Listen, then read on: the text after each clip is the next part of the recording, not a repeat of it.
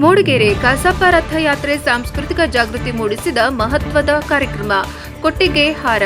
ಕಡೂರಿನಲ್ಲಿ ನಡೆಯಲಿರುವ ಕನ್ನಡ ಸಾಹಿತ್ಯ ಸಮ್ಮೇಳನದ ಅಂಗವಾಗಿ ಜಿಲ್ಲೆಯಾದ್ಯಂತ ಸಂಚರಿಸುತ್ತಿರುವ ಕನ್ನಡ ಭುವನೇಶ್ವರಿ ರಥಯಾತ್ರೆ ಮೂಡಿಗೆರೆ ತಾಲೂಕಿನ ಕೊಟ್ಟಿಗೆ ಹಾರಕ್ಕೆ ಆಗಮಿಸಿ ಸಾಂಸ್ಕೃತಿಕ ಸಂಭ್ರಮಕ್ಕೆ ಸಾಕ್ಷಿಯಾಯಿತು. ಕಳಸದಿಂದ ಆಗಮಿಸಿದ ತಾಯಿ ಭುವನೇಶ್ವರಿ ರಥವು ತೇಜಸ್ವಿ ಪ್ರತಿಷ್ಠಾನಕ್ಕೆ ಮಧ್ಯಾಹ್ನ ತಲುಪಿತು.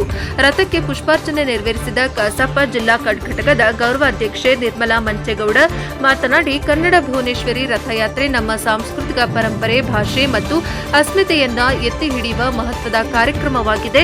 ಕಡೂರಿನಲ್ಲಿ ಇದೇ 10ರಿಂದ ನಡೆಯುವ 21ನೇ ಕನ್ನಡ ಸಾಹಿತ್ಯ ಸಮ್ಮೇಳನಕ್ಕೆ ಕನ್ನಡ ಅಭಿಮಾನಿಗಳು ಹೆಚ್ಚಿನ ಸಂಖ್ಯೆಯಲ್ಲಿ ಆಗಮಿಸಿ ಕನ್ನಡ ಸಂಸ್ಕೃತಿಯನ್ನ ಉಳಿಸಬೇಕು ಎಂದು ಕರೆ ನೀಡಿದರು. ಮೂಡಿಗೆರೆ ಕಸಾಪ ಅಧ್ಯಕ್ಷ ಡಿಕೆ ಲಕ್ಷ್ಮಣಗೌಡ ಮಾತನಾಡಿ, ಕನ್ನಡ ಸಾಹಿತ್ಯ ಉಳಿಯಬೇಕಾದರೆ ನಾವು ಕನ್ನಡವನ್ನ ದೈನಂದಿನ ಬದುಕಿನಲ್ಲಿ ಬಳಸಬೇಕು. ಭಾಷೆಯ ಬಳಕೆ ಹೆಚ್ಚಾದಂತೆ ಸಾಹಿತ್ಯವೂ ಬೆಳೆಯುತ್ತದೆ. ಮೂಡಿಗೆರೆಯಲ್ಲಿ ತಹಶೀಲ್ದಾರ್ ಅಶ್ವಿನಿ ಅವರು ರಥಕ್ಕೆ ಪುಷ್ಪಾರ್ಚನೆ ಮಾಡಿ ಮುಂದಿನ ಪ್ರಯಾಣಕ್ಕೆ ಬೀಳ್ಕೊಡಲಿದ್ದಾರೆ ಎಂದು ಹೇಳಿದರು.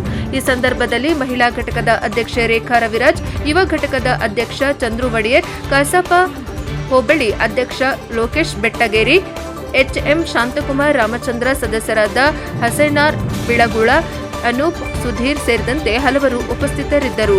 ವರದಿ ಪ್ರಕಾಶ್ ಬಕ್ಕಿ, ಎನ್ಕೆಎಸ್ ಟಿವಿ 4 ಮೂಡಿಗೆರೆ. ಅಧ್ಯಕ್ಷರಾದಂಥ ಸುರೇಶ್ ಶೆಟ್ಟಿ ಅವರಿಗೆ ಎಲ್ಲರ ಪರವಾಗಿ ಆತ್ಮೀಯ ಸ್ವಾಗತವನ್ನು ಬಯಸ್ತೇನೆ. ಹಾಗೆ ಬಂಕಲ್ನ ಕೃಷಿ ಪತ್ತಿನ ಸಹಕಾರ ಸಂಘದ ಮಾಜಿ ಉಪಾಧ್ಯಕ್ಷರು ಹಾಗೆ ಸದಸ್ಯರಾಗ್ತಕ್ಕಂಥ ರಂಗನಾಥ್ ಅವರು ಬಂದಿದ್ದಾರೆ. ಅವರಿಗೂ ಸಹ ಎಲ್ಲರ ಪರವಾಗಿ ಸ್ವಾಗತವನ್ನು ಬಯಸ್ತೇನೆ. ಆಟೋ ಚಾಲಕರು ಮಾಲೀಕರ ಸಂಘದ ಅಧ್ಯಕ್ಷರಾದಂಥ ಸುರೇಶ್ ಅವರಿದ್ದಾರೆ, ಅವರಿಗೂ ಸಹ ಸ್ವಾಗತವನ್ನು ಬಯಸ್ತೇನೆ. ಶೌರ್ಯ ವಿಪತ್ತು ನಿರ್ಮಾಣದ